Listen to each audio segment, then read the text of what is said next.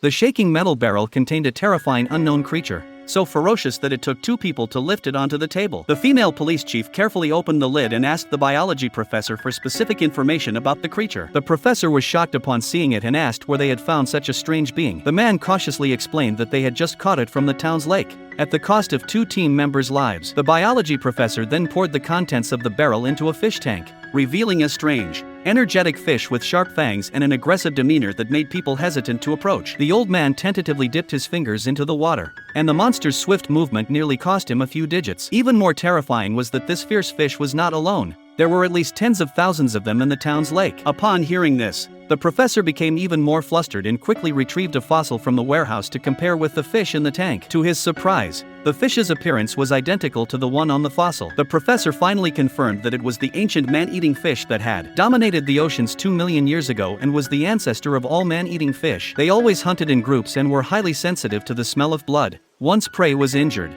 all the man-eating fish would rush forward to tear it apart. However, what puzzled him was that they should have been extinct long ago, so why had they suddenly reappeared? It turned out that just a few days earlier, the town had experienced a small-scale earthquake, causing the lake bed's crust to crack and accidentally releasing the ancient man-eating fish that had been trapped in an underground lake due to a volcanic eruption. A huge whirlpool formed in the center of the lake, and an unfortunate fisherman was sucked into it. The school of man-eating fish, having been starving for a long time, immediately latched onto the unlucky man. When the police received the missing person report, they immediately went to the lakeshore to investigate. They found the man's wooden boat, and the police chief tried to pull it ashore, but the wooden bridge suddenly collapsed, causing the chief to fall into the water. Just as he struggled to swim back to shore, a mutilated corpse appeared the next second. It was the man who had been bitten by the man-eating fish. Puzzled by what creature could have caused the wounds on the man's body, the police chief took 3 officers in a speedboat to the center of the lake the next day to investigate further.